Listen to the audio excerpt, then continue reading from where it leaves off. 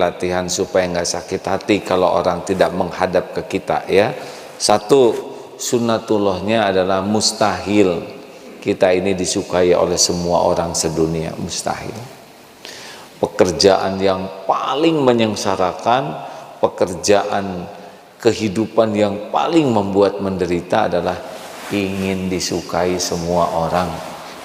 Tidak ada yang lebih pahit dari berharapnya hati kepada kita. Allahumma aftah lana hikmataka ya Allah.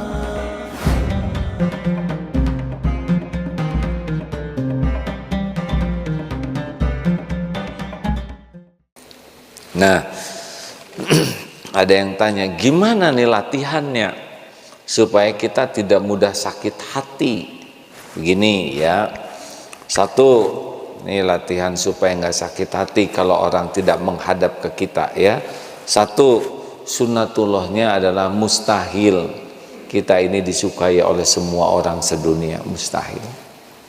Pekerjaan yang paling menyengsarakan, pekerjaan kehidupan yang paling membuat menderita adalah ingin disukai semua orang.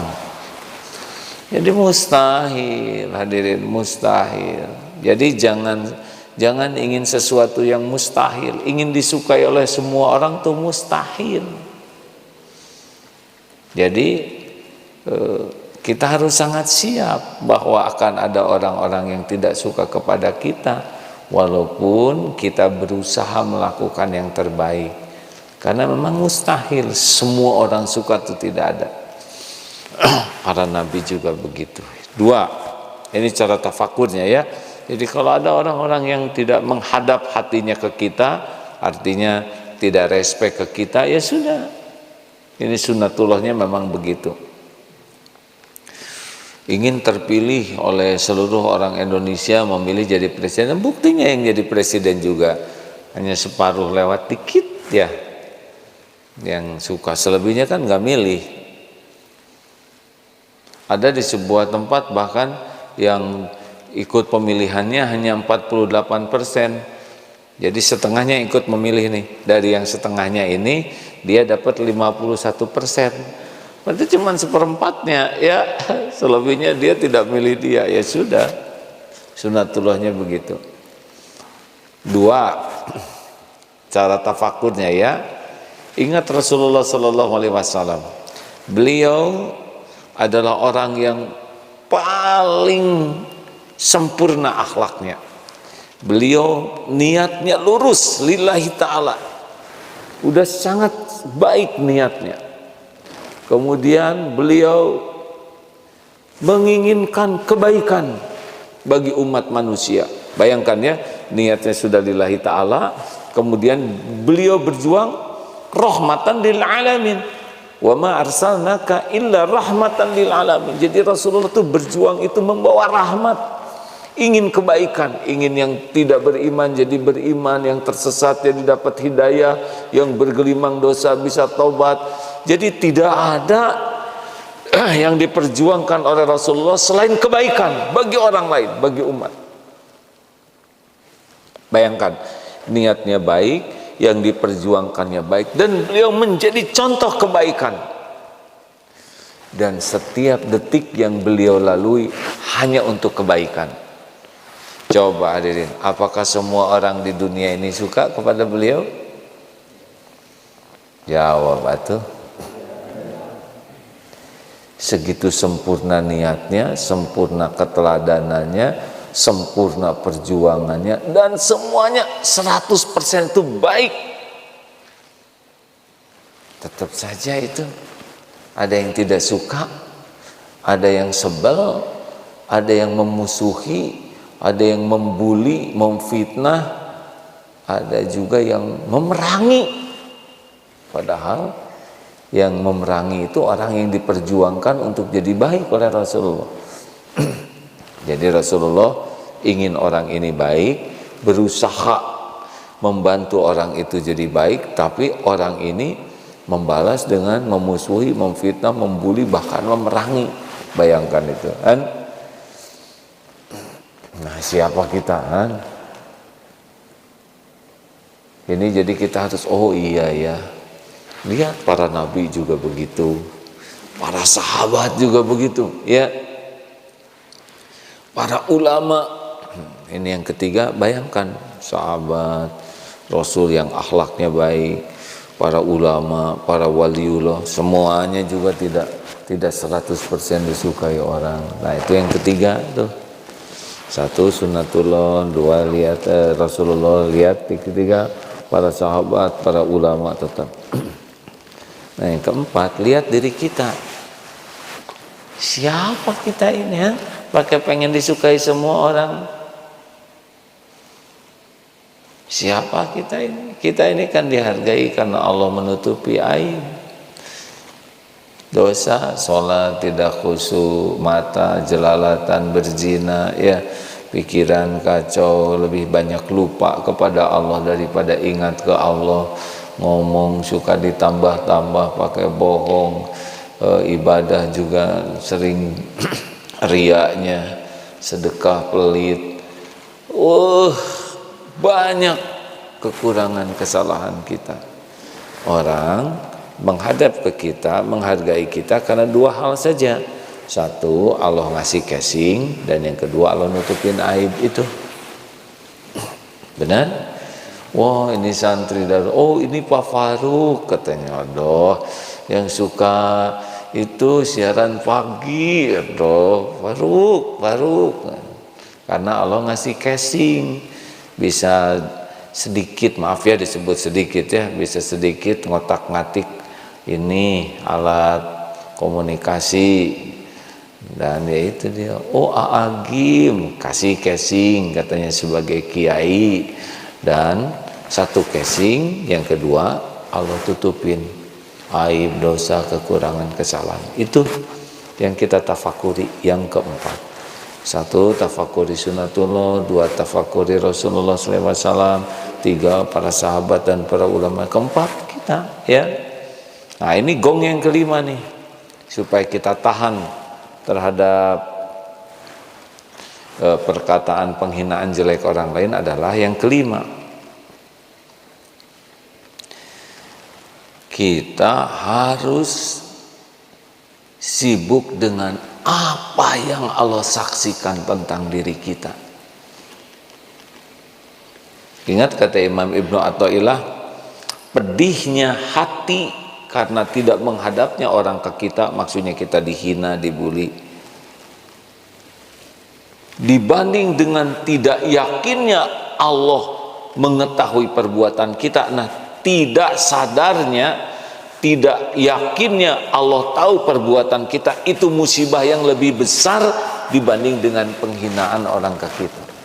Jelas rekan-rekan sekalian, kita kan suka merasa terpukul kalau orang berkata jelek tentang kita, dianggap musibah, padahal musibah yang asli itu adalah hati yang tidak yakin, tidak sibuk dengan apa yang Allah tahu tentang diri kita. Nah, itu musibah asli. Jadi adik-adik harus banyak berpikir begini. Kalau habis tahajud itu ya,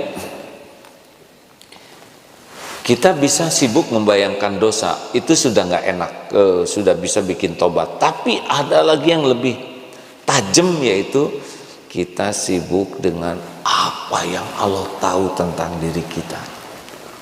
Aduh, kita kalau mikir dosa sendiri, aduh saya punya dosa. Tapi kalau memikirkan Allah menyaksikan saya sedang berbuat maksiat, waduh, itu lebih nyesek itu. Allah memperhatikan saya sedang berbuat dosa. Allah tahu setiap lirikan mata. Allah tahu setiap perkataan dan yang tersembunyi di balik perkataan. Allah tahu pikiran saya kotor. Allah tahu, menyaksikan di dalam kesendirian berbuat maksiat. Allah menyaksikan ketika saya berbuat maksiat. Waduh, itu kalau sibuk seperti itu sudah selesai itu puji dan caci itu. Nah, dari sinilah orang bisa memasuki kezuhudan. Tapi sepanjang kita masih sibuk saja dengan ingin diakui orang, dianggap hebat, dianggap keren, dianggap sukses. Wah, itu orang sukses. Wah, ini orang pintar. Wah, ini daya ingatnya kuat. Wah, ini hafalannya banyak. Wah, itu suaranya indah. Wah, kalau sudah sangat sibuk dengan penilaian makhluk, ingin dipuji, ingin dikagumi, ya susah. Allahnya nggak ada di hatinya. Makanya ini wanti-wanti ke santri penghafal Quran. Tadi waktu sholat subuh di masjid, dengar suara imamnya ngajinya bagus, merdu. Terus Allah ngasih ujian sember, betul tidak? Ya, udah nggak bisa apa-apa. Tadi suaranya jadi serak, ya itu izin Allah juga. Bagi kita yang mendengar husnuzon saja Allah sedang memberi serak, tetapi bagi yang sedang ngaji dan dibuat serak oleh Allah, nanti lebih sibuk siapa ini? Malu nih saya jadi imam suaranya serak, jadi nggak enak. Lebih sibuk dengan penilaian jamaah, bukan sibuk dengan penilaian Allah. Kan ada yang lebih malu dengan penilaian orang daripada sibuk dengan penilaian Allah. Masih ingat itu ya?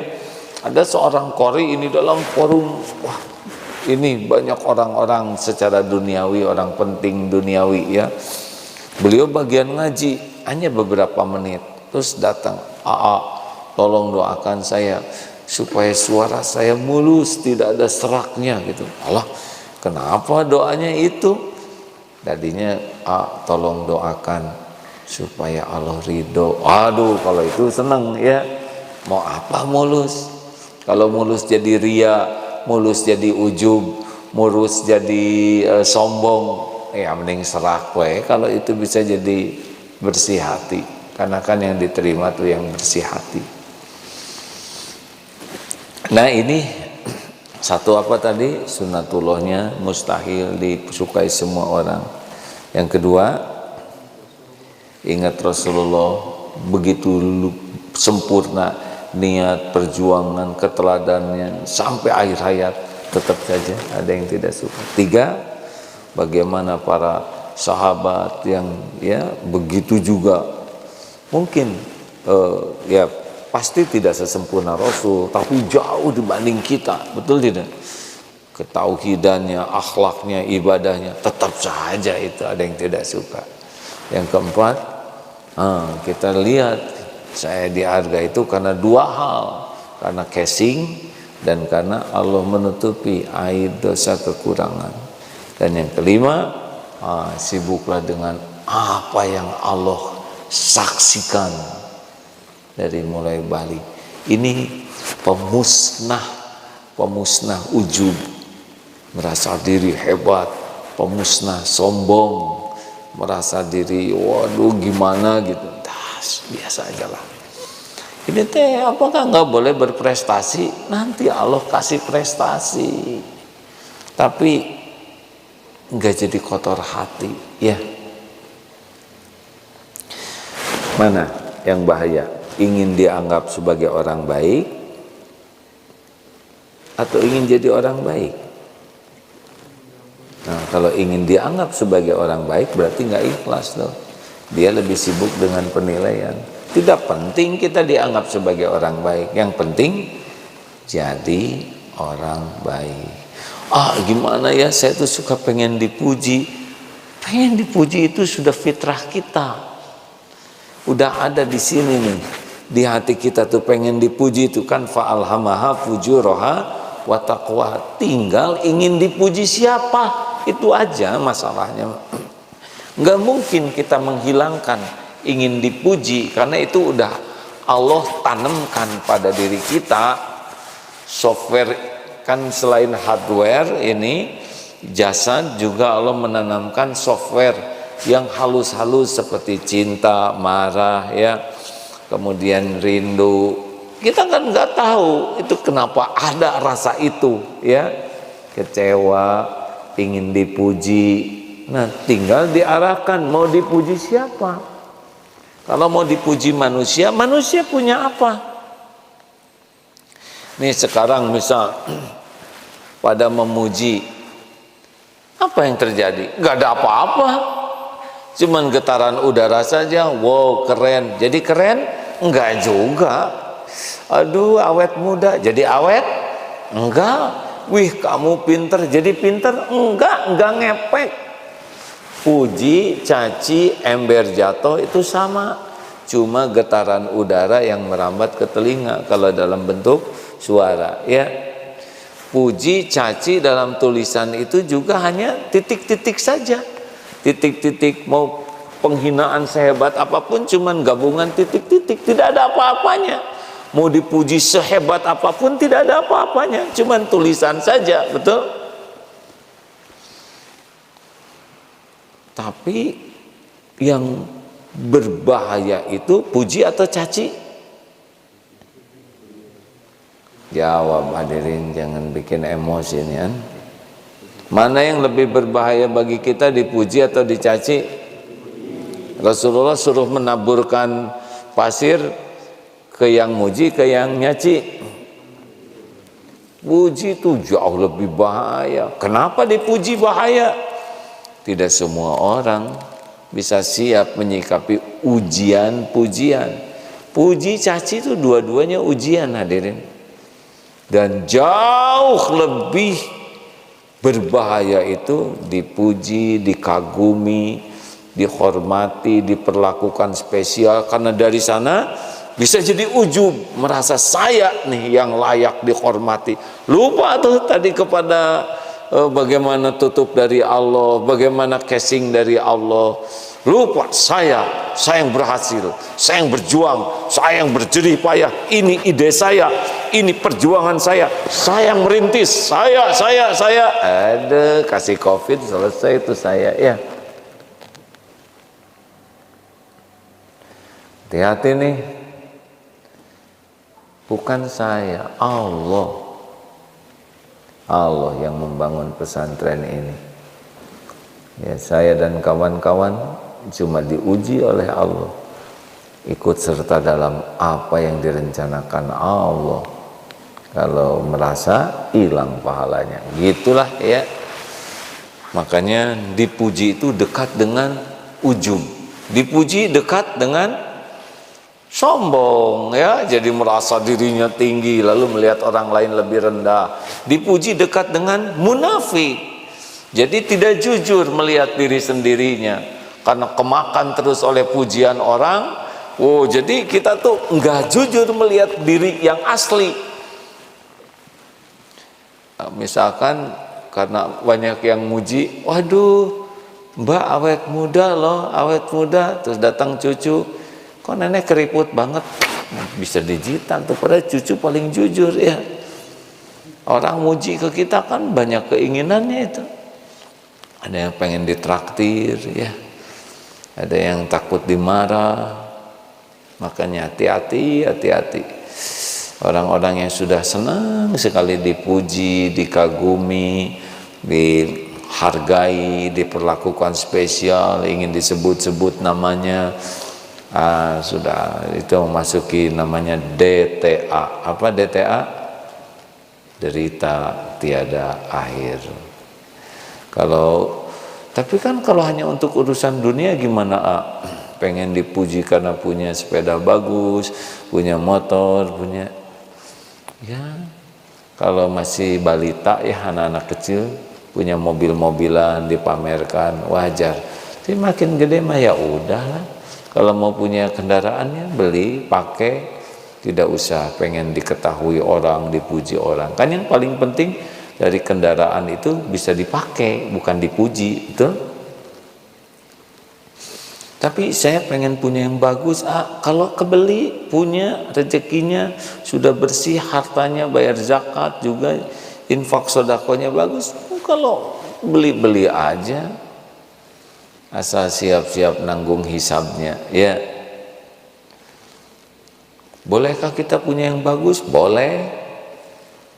Sekarang ada helikopter misalkan, ya, murah, sekitar 1 miliar. Standarnya helikopter tuh sekitar 7 miliar. Itu ada helikopter murah.